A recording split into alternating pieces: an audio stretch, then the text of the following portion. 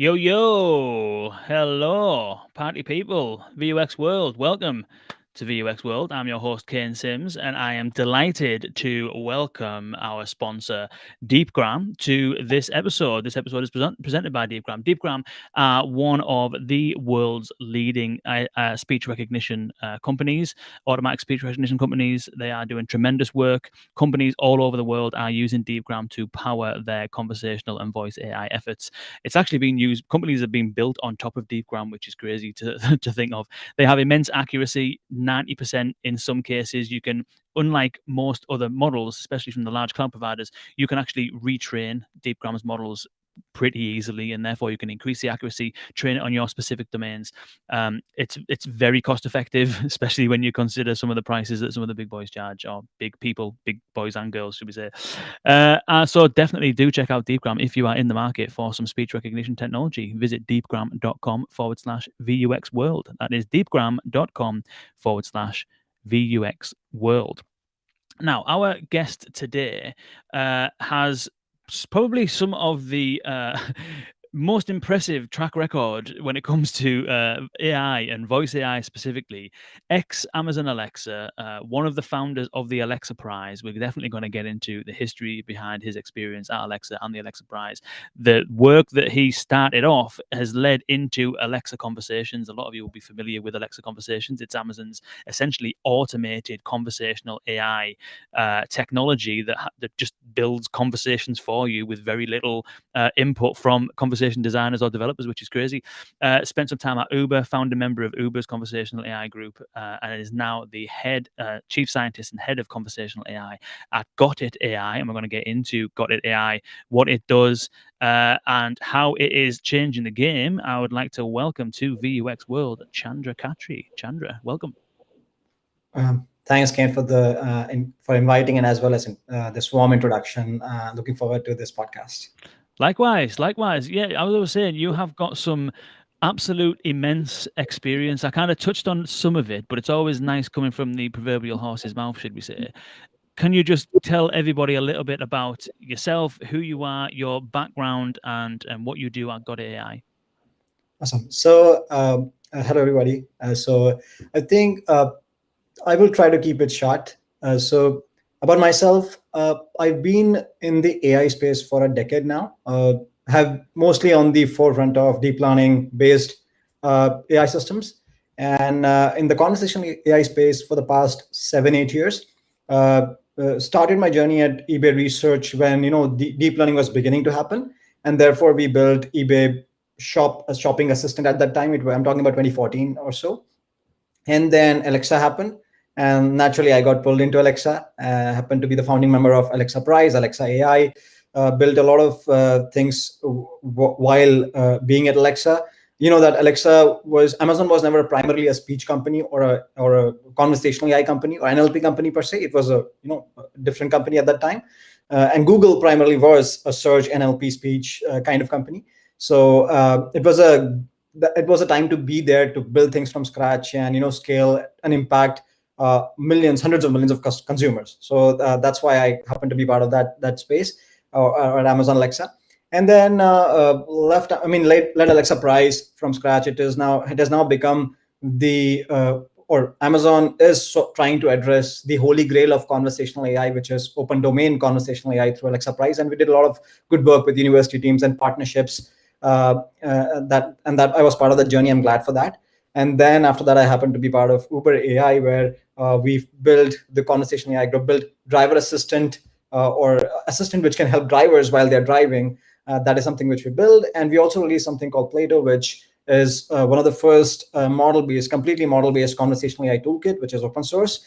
And now at Got It AI, my team is trying to build one of the first fully autonomous conversational AI system. When I'm saying autonomous conversational AI system, it means you have data, historical data, and with that data, automatically a bot is created. And now that bot could be any kind of bot. It could be an email, chat, a voice, any kind of bot. Given any historical data, we have these models, or we have built those models which can automatically get you the bot without any human in the loop or without any human annotation. Of course, when there is human in the loop, the performance could be better. It could be the quality could be better, but that's our vision. That is what we're trying to achieve. Interesting, interesting. See, I told you all it's a very impressive track record. And speaking of the Alexa Prize, we're actually coming up in December, a couple of weeks from now. We'll be speaking to Jan Sedevi of one of the Czech universities who actually won the Alexa Prize for the social bot this year, just gone, literally a couple of months ago. So we're definitely going to get into the Got It AI technology because I'm definitely keen on that. As I mentioned, people who've been tuning in recently have seen that we've been getting into a lot of this kind of like talk around intentless NLUs and this kind of stuff, and so I definitely want to get into that.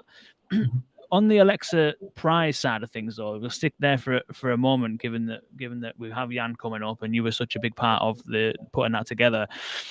What are, for those that are listening, creating chatbots, or voice bots, most of the time you're working in a specific domain, aren't you?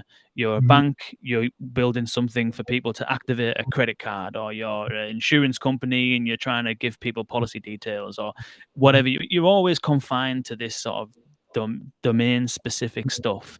Whereas, as you were alluding to there, the Alexa Prize is very general, open ended. The aim is to have a conversation for 20 minutes about anything.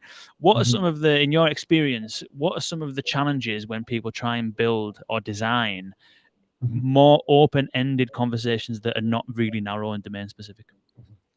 So I think the biggest aspect of it is how to evaluate such systems. That's one. And second, which is slightly less complicated, but second most important factor is data. Where would you get this data? So let's start with the first one, which is evaluate. You see, evaluating a task-based system or a closed domain system is very easy. If I'm looking for a banking application, I know, I'm looking for credit card information. I might be looking for some account information, stuff like that. So there's a goal associated with it. And because there's a goal, it is easy to evaluate. So let's say there's a bot one. There's a bot one, there's another bot two. And then you can compare which one is better, because you can look at the accuracies, you can look at the task success rate, precision recall, all this kind of good stuff. But when you come to open domain system, there is no such task per se. You and I are talking, there is no goal. Of course, one of the goal could be engaging ourselves on the conversation or engaging the audience, but it is a very subjective thing. It's very, because it is subjective, it becomes very hard. I can give another example, and I can give an example on why evaluation is hard in this setting. Let's say if I ask you a question, what do you think about Obama? Millions of people, billions of people will give different answers, and all of them are right in their own way, because it's an opinion question. It is something which is based on their own knowledge, right? Or experiences. Now, each one of them is correct. That's open domain. How are you going to train a model which kind of addresses all of these answers? Unlike driverless cars or autonomous cars, a car has to stop. There is always one goal. If there's a red light, it has to stop. If it is a green light, it has to go. And if what is the speed limit, it has to follow that speed limit. That does not happen in open domain dialogue systems, because there is no way to evaluate. It is highly subjective. So that is one of the biggest challenges. Other challenges is data. When you are setting up a challenge where you want a bot to talk about anything and everything, that means you have to kind of get the entire web in a way to get that data, and then parsing that data. Google search currently give you answers only for a short query, and that too, it is not contextual. You search something, get results. The most contextual part of it is Google might give you based on your historical preferences, it can give you something more relevant to you, but that is a very simple problem compared to having a multi-turn 20-minute conversation where a bot should talk to you about something which has happened in the past, let's say 10 minutes ago, right? So that is a very challenging problem. So these are a couple of areas which makes Alexa Prize a unique challenge to be. And you mentioned Jan. Jan is a good friend. Him and his team has been there, part of the Alexa Prize since the first iteration of the competition. Yes, you mentioned that actually. Yeah. I suppose because that's then where you can spot that often if you use some kind of bot, either a chatbot or voice bot, that is very open ended. You can often tell that it doesn't always understand what you've said, because the response sometimes is vague enough to keep the conversation stringing along, but it's not necessarily what a human would kind of respond to, so to speak. I imagine there's a few tricks that you can play in areas where you haven't fully properly understood what's being said. Agreed. I think understanding by itself is not very well defined problem. What current AI systems are doing, including OpenAI, GPT-3, and a bunch of other systems, is that they are mimicking the data. they're mimicking the past experiences. So, are they understanding or not? That is, there's a big branch going in that direction. Whether these AI systems are they even capable or of comprehension, or are they simply mimicking because they do not generate something new? They only mimic what they have seen historically, or some Mm. of those things. So, understanding is a more abstract concept, and uh, although we use NLU, natural language understanding, in conversational AI systems a lot, but it's in a way we have designed to make them work. But the real understanding, we don't know what it is yet, at least from the context of AI systems. Interesting.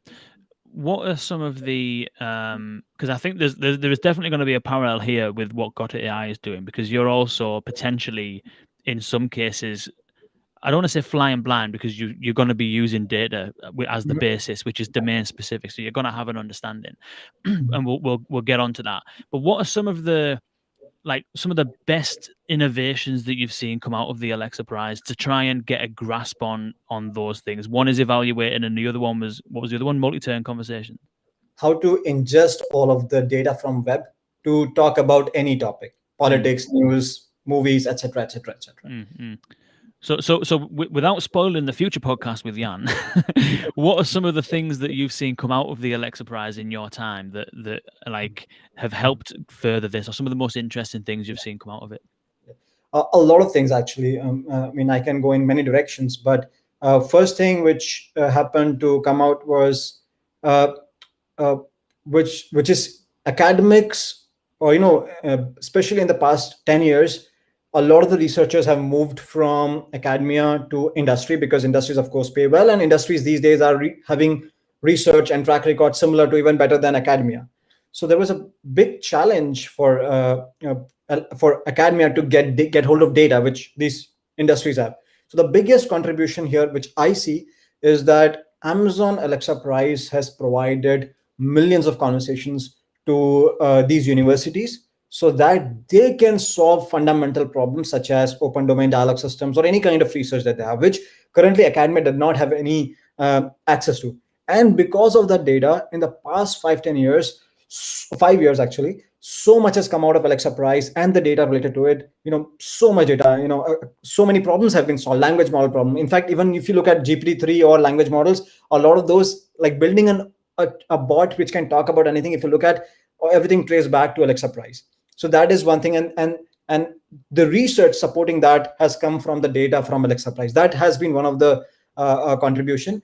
Another one I would say is when we were at Amazon now, but that is a contribution to the community. Now, Mm, talking about the contribution to Amazon, one thing that we built many things, but one of the things was building an offensive detection system. So typically, when you scale, when you have a system which is providing or which is for hundreds of millions of users, of course, people talk about consumers talk about everything, right? And some of that thing could be offensive, it could be inappropriate. So we built something, offensive and inappropriate detection system, which is sort of unsupervised, self-supervised kind of system, and which made it very much powerful and made Alexa Prize. It became one of the core components of Alexa Prize, and then later on became part of Alexa as well. Another thing after was Alexa Conversations. One of the main objectives of Amazon Alexa Prize, I mean, it came from Rohit Prasad, who is head of Alexa,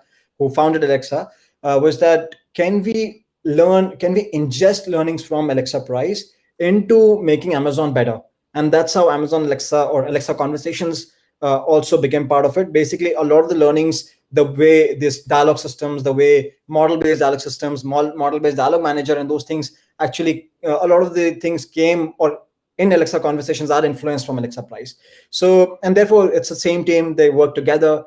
So I think Alexa Prize also has a good influence on Amazon ecosystem, including the Amazon or Alexa developer community as well. So Alexa has this developer ecosystem, and a lot of things actually Alexa Prize has shaped that as well in the past few years. interesting. The Alexa Conversations is an interesting one, and maybe this is a segue into some of the work that you're doing at Gotta AI, which is the ability for the ability to generate multi-turn dialogues, or at least the right kind of response to a query Mhm. based on very little training data. And that's kind of what Alexa Conversations does in a nutshell. I suppose you provide it with some examples of some sample dialogues, and then it runs off and figures out the nature of the conversation and a path through that conversation. Is there parallels with Alexa Conversations and with what you're doing at Got It AI? Got it AI is one step further. Alexa Conversations, you have to provide some examples. And then I don't want to talk about a lot of the technologies I know, but one thing which is open, which Alexa has come out, is that they have a simulator which simulates. You give few example, it will simulate more scenarios, and those scenarios are used to train a more scalable system at Alexa, or which became part of Alexa. That part is very similar to something which we did at Uber a couple of years ago called Plato dialogue system. So it had a simulator, reinforcement learning based system which generates data, and that data is used to train a system. Got AI is slightly different. You don't have to provide those paths or those samples. You simply provide historical data. It's like this, I simply give you the data without any annotation. Like there's no annotation. In Alexa Conversation, you still have to provide some annotation, some samples. Here, you don't have to do anything. And with transformers, it is possible to identify the intents, slots, dialog flows automatically. And that is the IP, that is the patent or technology that we have built. Yes, it surely depends on historical data, but you don't have to provide those paths or those intents and stuff like that. It goes beyond. And with that historical data, models themselves discover. So we call it discovery-based conversational AI. They discover, and then you already have a bot coming, which is fully functional. Interesting.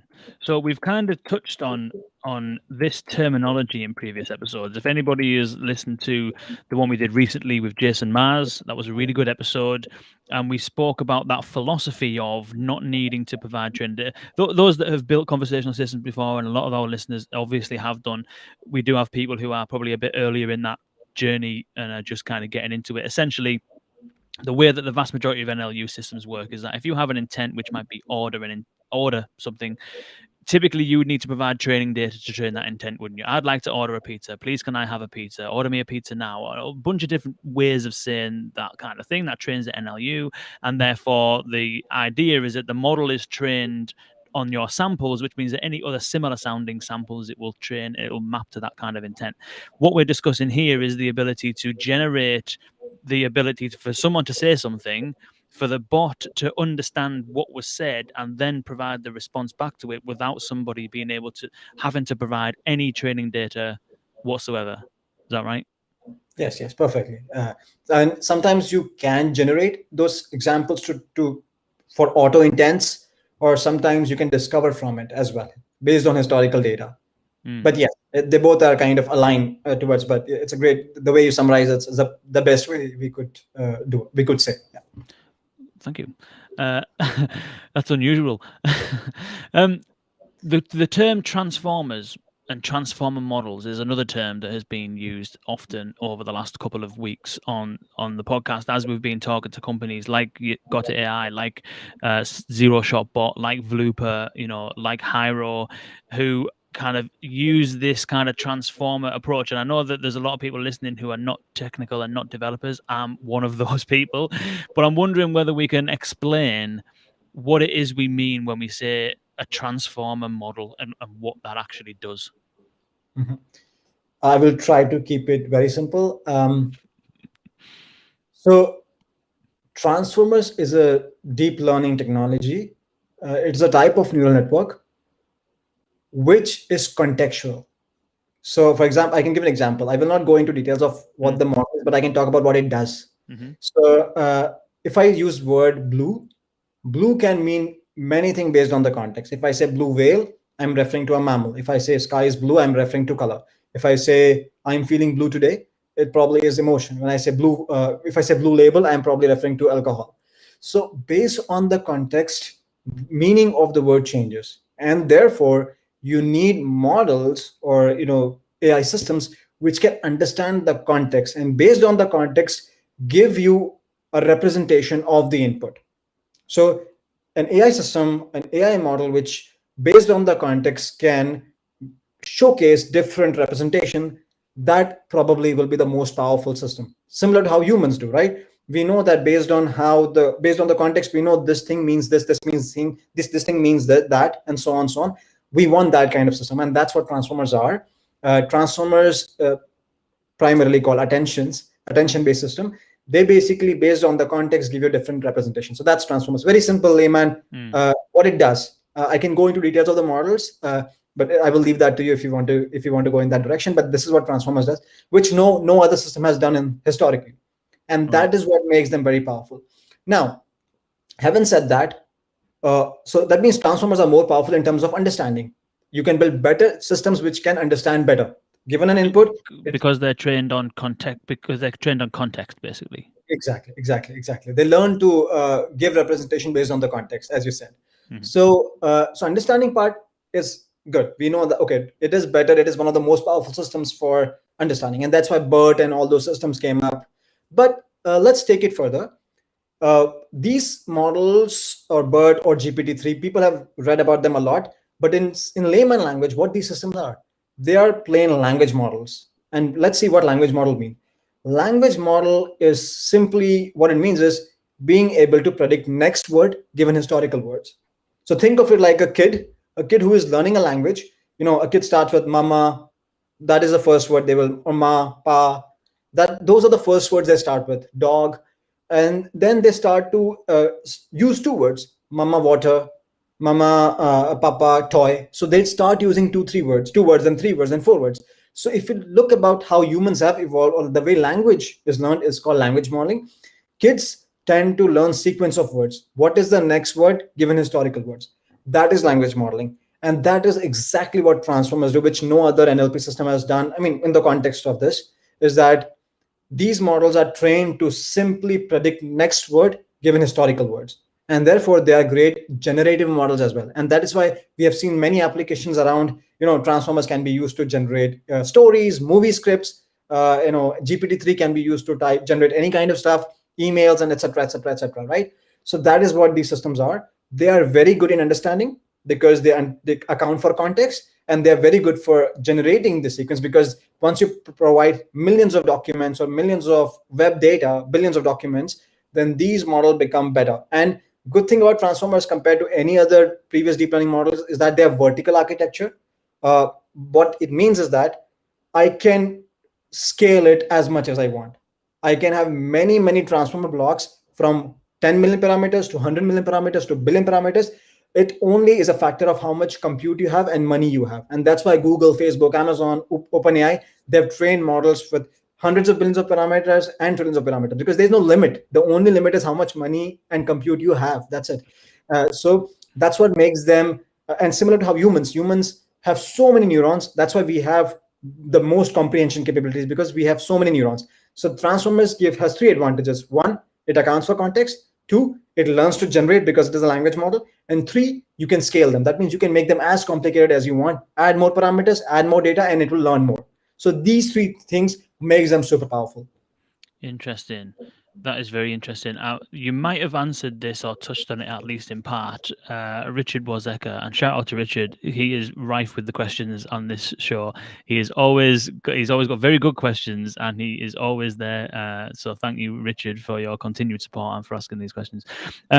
Does context here mean words that are around the word, like blue, or can these transformers use more sophisticated meaning of context? As in what was said previously in a conversation, for argument's sake, or other parameters like environment, etc. Great question, and Richard, I'm glad that you brought it up. The later part of your question is actually part of research. Community is still trying to understand, which I also sort of touched upon earlier, is that what is meaning? We don't know that in the context of AI systems. But I would like to answer that question. It's a great question. I think transformers do account for context, like historical turns, like historical, what has been said historically, one or two words. So it is not just the words around, it also accounts for historical sentences or preferences, which is sort of extension from word to more phrases, if I will. Now, there is one more thing which goes beyond the words and sequence of words in history, which is being able to replace words. For example, great can replace good, or bad can replace worse. So once these models have seen a lot of this data, they know that these words means kind of can replace each other. So there is some kind of abstract level meaning attached to it. These models learn that the representation of word good would be very similar to representation of word great, very, very close. Mm. And that is one thing. And also sometimes even comprehension tasks like what women is to queen is man is to king. They also learn these patterns as well because of the representations. So given historical data, they turn to learn these things. But the question here is it learning or is it mimicking? We don't know that answer yet. Because of the data, they know, okay, these can replace, but if they can replace, are they also able to comprehend and understand that part? We don't know yet. But Mm. yes, it works. When you provide the data, that works.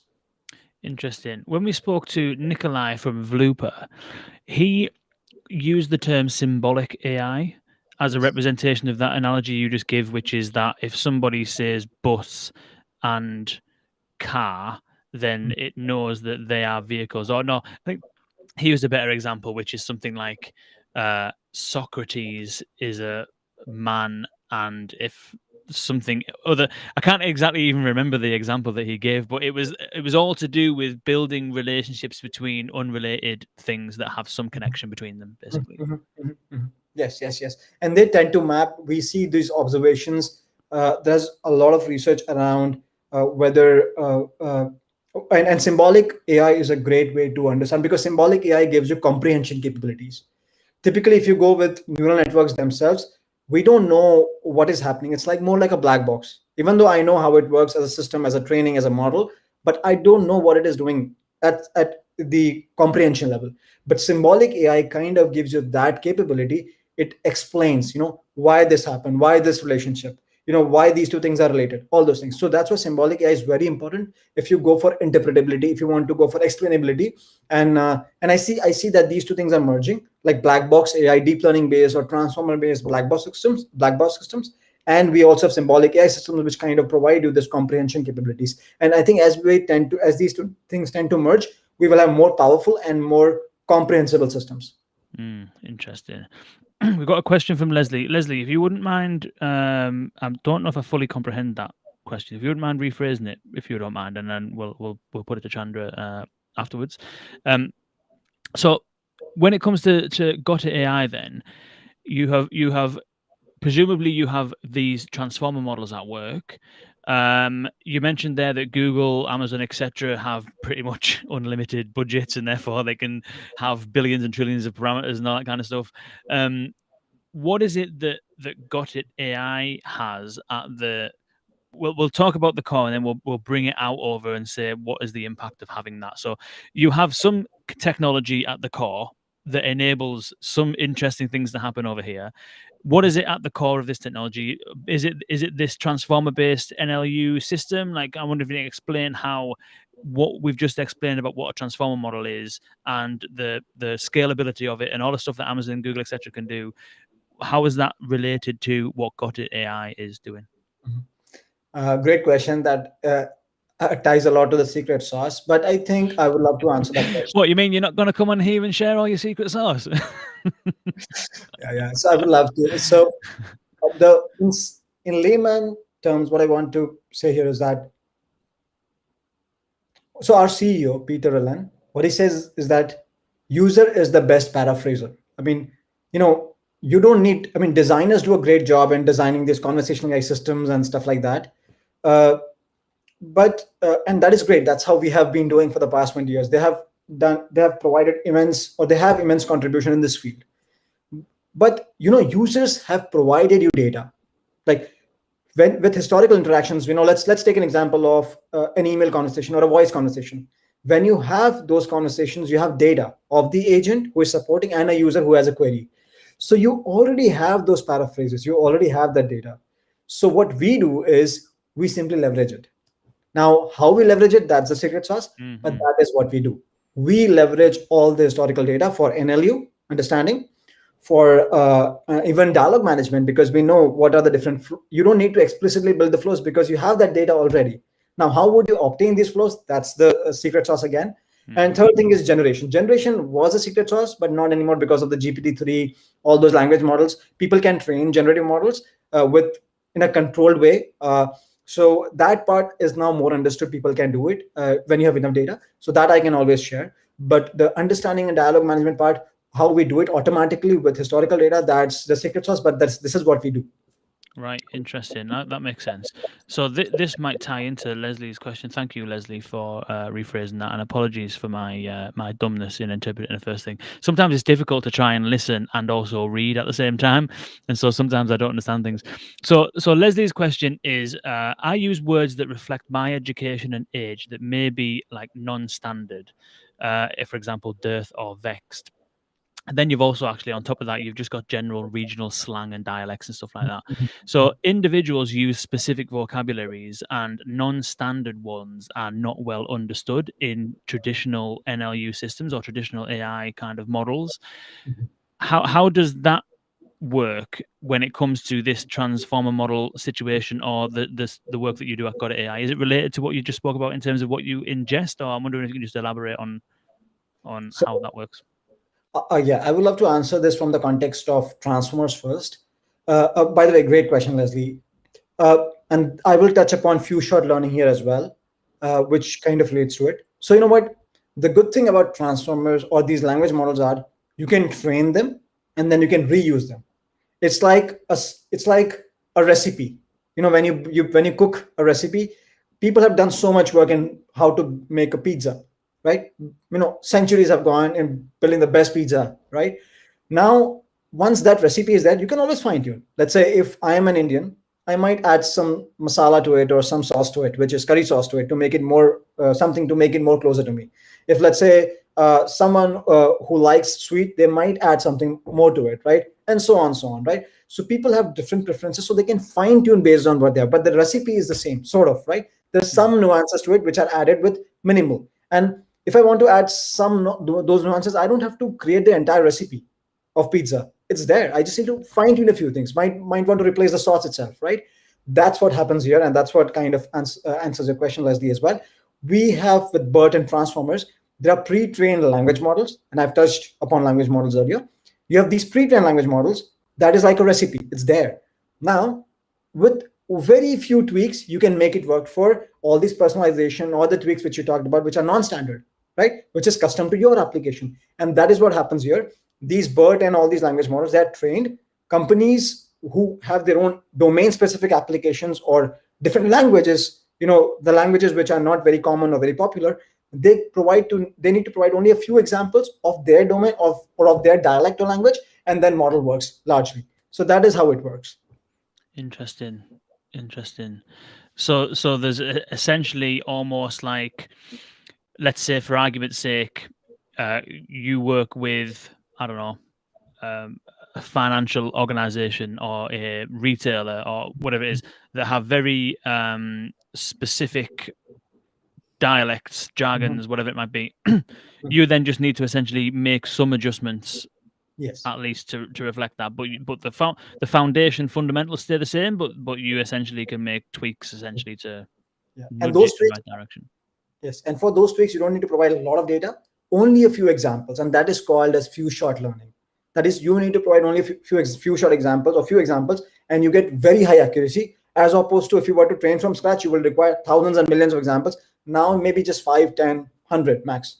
That is very feasible. And you get 90 plus, 95 plus, 97% accuracy. Interesting. Got a question here from Carlos Vukin. Thank you, Carlos. Very inspiring. Building language models without training data seems pretty hard. What part does transfer learning play in this transformer-based approach? I'm wondering whether it might be worth defining transfer learning. That's another term that gets brought up quite a lot. What is transfer learning, and does transfer learning play a role in the transformer-based approach? Carlos, thanks for this question. Uh, this is what the foundation of these language models is. Transfer learning means you first train from scratch something for some task, let's say. So let's say BERT or GPT-3, they were trained on, let's say, Reddit data or Wikipedia data. Language model was trained on whatever data is on the web. Let's take Reddit and Wikipedia as an example, right? Now that model is there. That's pizza. That's our base pizza, right? Now, if I want to tweak on, let's say, financial domain, let's say Chase Bank or Bank of America, I just need few examples. So what I do is I take this, my base pizza, and I simply transfer this pizza to that banking application and put some or do some minor adjustment to it. So transfer learning is have this common base or base thing and use it for different application. And that's why we call it transfer. It was trained for something else. The base model, the base pizza probably was built by Romans, right? Now, or maybe Greeks. There is a debate going on who built that. But point is, somewhere there, they built the base pizza. Now that base pizza was it was designed for those people or that area. Then we take it, whoever want to use it for their own domain or application, they simply make those tweaks, and that's why it is transferred. Now the task that we are doing is probably different from what they have done. They have done for their own use cases, for their own flavors, for their own population, but we want it for our population or for our use case, right? So if you're building a pizza which was designed for adults, which was more spicy, now if you want to give it to kids who like more sweet, you might want to make it more sweet. So the application has changed, but the baseline is still the same. And that's what transfer learning means. Have a base thing and transfer it to a different domain and then tweak. Wicked. So this means then ultimately that this model, let's say, and it's interesting actually. I didn't comment on this, but I think what is interesting in the instance that you're talking about here that is different to some of the other examples that we've spoke about in the past is that, for example, when we spoke with Jason Mars, was talking about zero shot bot, very similar approach. What he was talking about though is ingesting things like content from knowledge bases, websites, from an organization, and then the model is created to basically answer questions, and it uses the content as a way of answering the question. There's inevitably some manual intervention there to make sure that what the bot responds with is succinct enough and it's written in a conversational way and all that kind of stuff, but that's the fundamental principles. What you're talking about though is ingesting previous conversations and then generating presumably multi-turn conversations off the back of that. Is that right? Yes. Along those lines, yes. Right.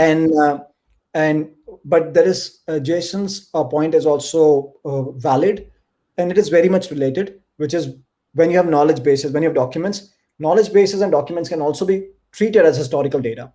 Correct? I mean, it's not just the conversations. Like even you can also have knowledge base. You can have anything in there because these models are good enough to convert any textual data, data in the form of text, data in the form of speech, any kind of language, because essentially they are language models, right? Any sequence of words can be ingested. Now it could be knowledge documents and knowledge bases as well. So yes, it is very much related to what he said. But what we do is taking historical conversations and then being able to generate on the fly for different use cases. And is this confined specifically to chat, or is there a voice element here as well? Does it matter? It will work for voice as well, but so far, given that historically we have ASR, which converts speech to text and then text to speech, what so far people have been doing is the system which is designed for chat works for speech as well. There are some nuances though. Speech or spoken language is more open-end, or it's more free form. It sometimes has repetitions, it has errors because ASR can make errors, and that's why we have Deepgram. So it's a great company. So point is that there could be some ASR errors, and there are some nuances in spoken language as opposed to textual language. Textual language does have lesser errors. Spoken language have more repetitions, more nuances to it. So there are some tweaks on how to make them work for voice or speech, but generally, by and large, the core technology is the same. But where things are going is eventually, I don't know when, there will be completely speech-to-speech systems as well. And Facebook recently published a paper, maybe 2 months ago, like speech-to-speech translation. There are systems where you don't even need to convert speech to text. It's just speech and speech out, which is also language. Because if you look at kids who learn language, they don't know words yet. A kid who is 3 years, 4 years old, they don't know what words are. Like in linguistic way, they know in spoken way because that's what they've learned. Mama, water, I need water, and maybe can you please go and play with me? So they are able to speak those things because they have learned those in a spoken form or speech form, right? So we can make the systems work, but the reason why we do speech to text or text to speech is because all of our database, all of our knowledge base is in the form of text. To make it more scalable system, databases, to connect with databases, we do speech to text and text to speech, but the technology is same. You can always do speech to speech as well. Yeah, yeah. There's some definitely interesting things happening on the speech side. I mean, if you look at like Speakeasy, I know I mentioned them quite a bit because they have got a patent essentially on their speech recognition, and their NLU basically works together. I think they do translate to text, but only as a backup, like to make sure that what they've done is right. But basically, they analyze the audio. I think SoundHound have got speech to intent, which does something very similar, and Speechly have a very similar technology as well. I think the issue with the sometimes, as you referred to, is that when text is widely available, speech data in general is just an absolute nightmare to get a hold of because it's invisible. Basically, where do you go to get speech data? It's very difficult. But some ASRs, not Deepgram, obviously, because you can retrain on top of Deepgram to train it based on your terminology. But some providers, if you just use general models, sometimes they can get not just what you were saying in terms of pauses and stuff like that, but some speech models can actually get words wrong, and therefore presumably that creates problems. And then sometimes people speak actually different to they type as well. Like there was a really great example from Oren Jacob. He was on the show in 2018 before Apple acquired Pullstring, and one of the great examples he gave was if you watch a film based on a book, if you go to the book and you actually read the dialogue or read the copy in the book, it is entirely different to the script in the film because people talk differently. Is there anything? Are the models that are based on text essentially good enough because words are words and sentences are sentences? Are they broadly speaking good enough to work in a voice environment, or is there significant enough differences to need some work to be done there? I would say the core technology can remain the same, or is the same. What changes is the data. So if a system which is designed for speech to speech systems, even speech are sequence of words, and we have phonemes. The way we split speech is we have phonemes. We split them into smaller words like subwords. Hmm. So it's just the change in data. Otherwise, technology is the same. So the work, if we were to implement in terms of speech, is to simply replace the data and make it speech to speech. But the thing here is, and once we do that, we don't need to have. We will probably will not have issues like pauses, or we will not have issues like the way currently when, as you said, if ASA system add some or predict something which is incorrect, that completely changes the meaning, and therefore the intent becomes misclassified. So those things will go away. But the challenge with speeches, as you said, is it's hard to comprehend them. Those are just wave files, and you cannot simply read, see, and you have to listen that, which takes a lot of time. And storing them is kind of nightmare. They're very big files, especially with this social media. I mean, the current way we have so many big files. It's very hard to store and process. Text, on the other end, is very fast. It's accessible. But to answer your question, the only change which will be required is just the data part of it, most likely. But the challenge again here is to how to manage that. So that's why speech and text to speech and speech to text will still be there for a few years. I think 5 to 10 years at least. We will not see speech to speech systems. Interesting. And so, what would be some examples of where people would see or interact with the output of this technology? Got it AI? Is it chatbots on websites? Is it kind of like in-app technology? Like, what are some examples of where it's actually being used, and what's the impact on the customer experience? Yeah. So we have already launched FAQ articles to conversational AI systems or conversational bots. So given any FAQ articles, every company in this world requires or has FAQ articles on their websites. So we have already consumed that. And once a customer or once a consumer provides their FAQ articles, we give bot within minutes without any human in the loop. And it's a multi-turn conversational, depending on how the data is. That part we have already addressed. It's there. And we already have customers and along those lines. I mean, for that. Now we are launching a few things which I cannot talk about, but emails, chat, and voice, those things are just following up. They're coming up. And we are working with some of the very large companies as well, very, very large companies, enterprise as well as mid-market, where we are extending this to chat. Internally, we have done it works, and now we are expanding it to these kind of applications. Some chat applications are also done, but we are working on a new version of it, which is much more powerful. So to answer your question, where will we see it? We will see it everywhere. wherever there is any conversational data, which is FAQ articles or email or chat or voice, we will see these applications. Now, we can also use it for online forums and chat systems, but targeting social conversations and open domain conversation is not our focus yet. Maybe we at some point we will, but right now we are focusing on these enterprise or mid market, or uh, if I will, these kind of applications. Yeah, and presumably we mentioned at the kind of earlier on at the top of the show about domain specific. Presumably, with domain specific data, the accuracy is increased, and presumably, as a brand or enterprise customer, there is a higher likelihood that you can create something that is very accurate, excuse me, and relatively quick at the same Mhm. time. Yes, yes. And therefore, we have something called human in the loop, which is uh, either the customer or a designer, they can always verify. So we have historical data, and within one click, you have this bot in front of you, all the flows, intents.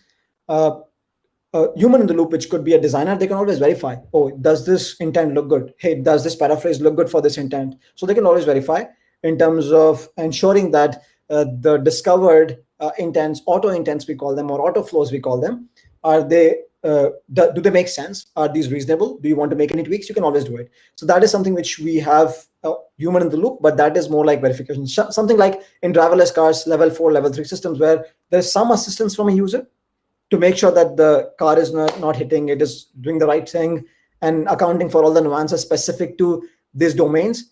For example, if an autonomous car is designed for highways, let's say in US, will it work for highways in India, right? Or Mm-hmm. highways in, say, Europe, or highways where the direction is completely opposite, like left, right, left versus right. Mm-hmm. So those kind of nuances will still be there, and that's why we have human in the loop to account for those things. But generally, by and large, as I said, you have base model, base pizza that is ready. Now you require tweaks, and that is what we're working on. We have this base pizza or base technology ready. Now we are tweaking on different domains and different applications.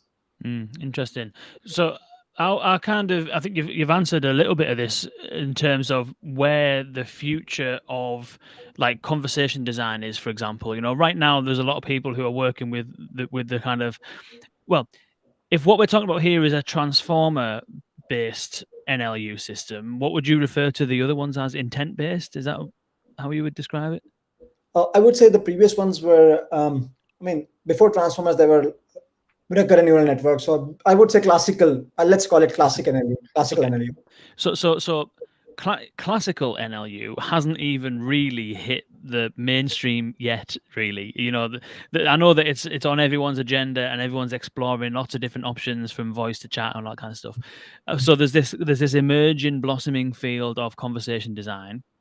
And those who are predominantly working with chat have predominantly been used to designing flowcharts and actually defining the architecture of a conversation. Some people who work in voice do that. In voice, there's this concept of scenes and how you kind of capture context and move between scenes and all this kind of stuff. But there is a lot of effort required from somebody to figure out where does this thing start and end, what's the parameters, and what can we discuss, and how is this conversation, how are we going to get someone to the end of this conversation and resolve their query.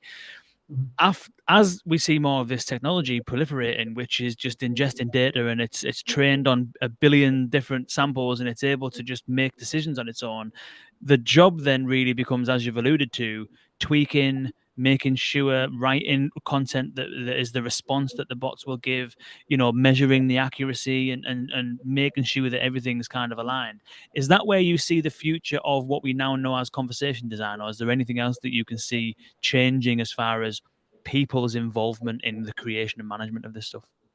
I mean, you touched upon a very fundamental aspect which we are working on. Uh, we are we are empowering, or this technology will empower designers. You see, historically there were not a lot of conversational AI systems. They were mostly voice, human to human. Especially, I'm talking about pre-COVID. After COVID, everyone is moving to autonomous systems, and I think there is shortage of resources, even human power, to build these systems, even conversational designers. So what these tools will make is, or what these tools will do is, they will empower them to ensure or remove a lot of manual work, which typically is repetitive. But it's like we give them, we make these designers instead of designing basic things, ensuring that these things are working by and large, and as we update them, just making sure that these systems will work and scale. So it's like moving away from manual repetitive annotations to more like if I will uh, deflection rates, working more on the deflection rates, making more on the coverage, making ensuring that these models cover all the various scenarios. If there are not, if some scenarios are missed, they can simply add those things. So these tools will empower them. That is something which we are getting into, and this will help every designer, because the applications, especially after post COVID, have emerged. Like there are so many things happening. Even there is a new law in Europe where every company should have a contact center, some number available to a phone number to call to if they are earning from users or something like that. So it's these tools will help conversational designers to have bigger impact. Yeah, and especially when you're dealing with scale, those classical NLU systems are very difficult to properly scale to a large level, and also you've got lots of different business units, all potentially over time going to have some sort of conversational front end. That conversational front end likely needs to be consolidated and have one centralized front end entrance, front door, so to speak. But then it's not just the website, it's also, as you mentioned, the call center, and then you've got emerging channels like voice assistants, you've got social channels like Messenger, you've got messaging channels. So it's almost like, for me, I think there's some people in the conversation design community might feel a bit threatened by it, even though the industry hasn't even been properly established yet. The reality is it's actually going to help the whole issue with scale, isn't it? Yes. This will help them scale and make them have broader impact with more applications. Yeah.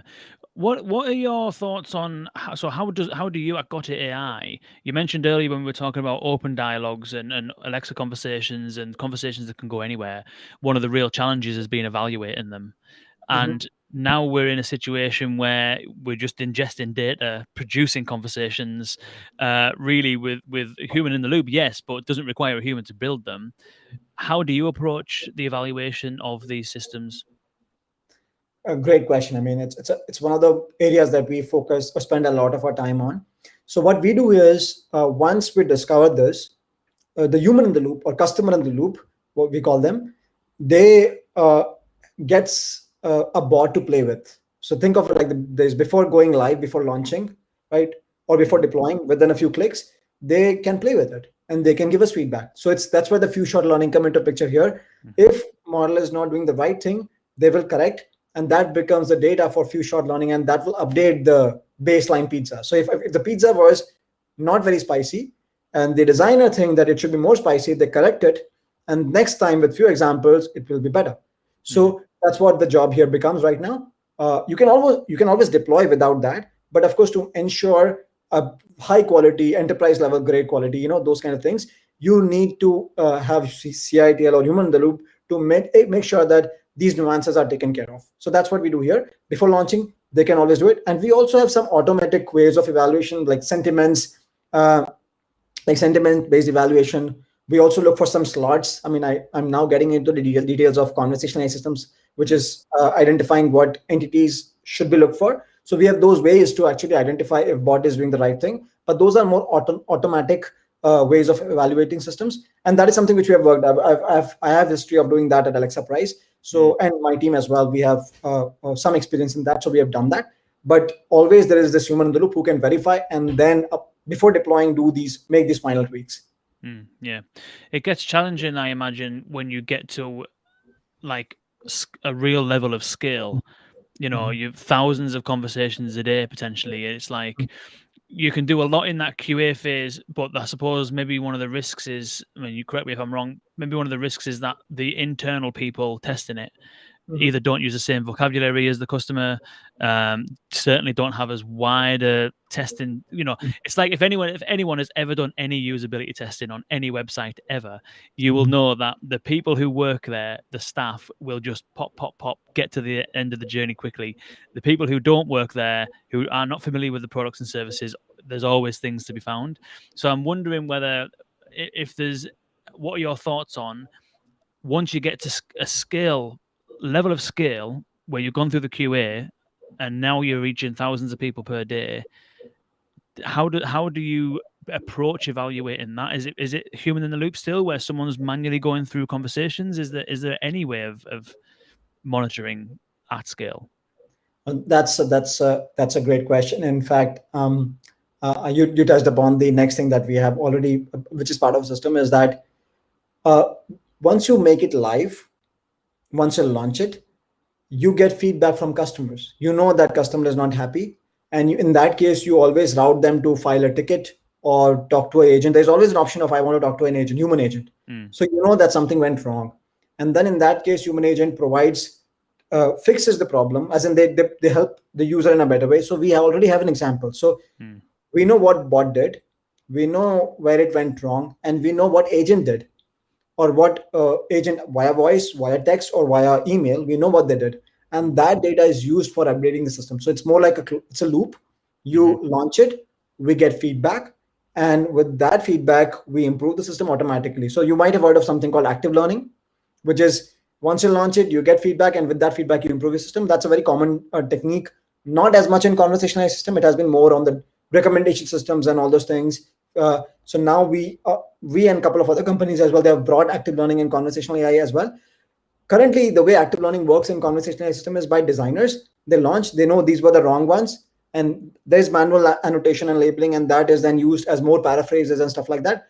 Because mm-hmm, we are discovery based approach, we automatically discover them, that we know that this thing went wrong, and we also have what was done to fix or eradicate or address that issue, and we use it for as a next time as an update. And that's mm, why again it's more like a few shot learning again. This is the wrong one, the correct response is this is how we should respond next time. mm. Yeah, I think that agent handover thing is crucial, isn't it? Like that's the best, like in my experience, that's the absolute gold mine for improving these things, and it does require manual effort. But I don't know. I don't know whether we're at least in the next few years. I don't know whether that'll be automated in general anyway, because you're then dealing with. This is where humans are actually needed, isn't it? It's human ingenuity and human creativity and all that kind of stuff to figure out, okay, what in this situation where this conversation was handed over, and hopefully, it might only happen 80% of the 20% of the time, where this was handed over, what was the issue and how do we fix that? Do you think that side of things is likely to be where the humans add value in future? Of course, I think humans, again, what we have done, or what we, the way this area is evolving, that could not have been done without the data which humans have provided. So we will always need humans in the loop. I mean, wherever there is new data, new scenarios, even let's say banking application, suddenly bank launches a new credit card or new line of something product. For that, we don't have any historical data, and for that, bot will not work at all. We need humans. So Mm, the way humans will be used or will be part of this ecosystem is that they will always be part of the ecosystem, is that whenever there are nuances or whenever there are new scenarios, we collect experiences from them, and we use them to build or update the bot, and then humans move on to new applications. So it's basically, again, it's like empowering them with newer and newer applications or newer data sets. So that is what which will happen. So all of these tools will empower them. So we are getting into an economy where people first thought that AI will take away jobs and stuff. I don't think so. AI will make them, empower them towards more to newer applications, more applications, and newer scenarios. yeah, agreed. Um, Call centers can't recruit for love or money at the moment anyway, and so there's no risk of job losses. They need people or things to help them manage their demand at the moment. But yeah, no, I'm a huge fan of this approach, because I mentioned it when we spoke earlier, and I think I've mentioned it a couple of times when we've had companies on that have got similar approaches, which is that I do feel as though at the moment there's a bit of a stagnation happening in the conversational AI space from a conversation design perspective and from a technology perspective, because I think there's almost like a settling. We're settling now. Okay, we've got these classical NLU systems. We have a flow-based conversation design approach, and now let's just kind of get on with it. And what I think is refreshing, excuse me, a lot of my background has been basically in disrupting the status quo in service design and digital transformation. It's finding out ways to improve things all the time. Everything can always be made a bit better. And so when I hear these stories and speak to people like you with these new approaches, it reinvigorates me a bit, because I like to see the disruption happening. It's like conversational AI is seen as a disruptive technology, yet we've got this status quo happening. And so people like you and companies like Got It AI I see as being the disruptors of the disruptors. You're disrupting the disruptors, which I love. No, I mean, I'm glad you brought it up, and I'm grateful for Got It AI and generally the community itself. It's been very, very uh, uh, uh, mindful of how to take this technology with broader impact, and which also includes how to take everyone together and have bigger applications. So that is something which will happen, and I think it's like, if I take an example of classic ASR systems. Previously in ASR systems, people used to maintain these trees, phonemes, flows, if you remember. That was a time. But those people are now doing few things which are more advanced, because ASR systems performance is now quite good, but now they are adding and making the systems in a better way, or now are having broader applications in terms of having broader impact in terms of applications. So to your point, Kane, yes, these disruptive technologies will empower people and with more tools so that they can have broader impact. Wicked, wicked. Well, I couldn't have finished it better than that, Chandra. Really, really appreciate you joining us on the show. People can go to got-it.ai to find out more. Is there anywhere else they should go, Chandra, if they want to follow your story, learn a bit more about Got It AI? What's the best way for them to do that? Any other recommendations? Yeah, of course, this website, thanks for sharing it, Kane. And also, of course, I'm also very active on LinkedIn. A lot of our people, as part of our Got It as well, they're very active. So if you have any questions, if you want to talk, happy to do that on LinkedIn, which I'm very active on. Fantastic, wicked. Well, we'll share your LinkedIn profile link and this website link on the show notes and in the descriptions in all of the various places that this podcast is distributed. Thank you for joining us. Thank you for tuning in, everybody. Thank you, Richard, Carlos, and Leslie, for your questions. And if you're not already subscribed to VUX World, then where have you been all my life? VUX.world/subscribe. You will get invites to all of these events that we do. At the moment, it's looking like twice a week, often with industry experts like Chandra, and we're doing it every single week, plus our analysis and our writing and reports and stuff like that on VUX.world. So please do subscribe. VUX.world/subscribe. Thank you for tuning in, Chandra. It's been an absolute pleasure. Thank you so much for joining us, and we'll see you very soon. Thanks, Ken. Thanks, everyone, for the questions.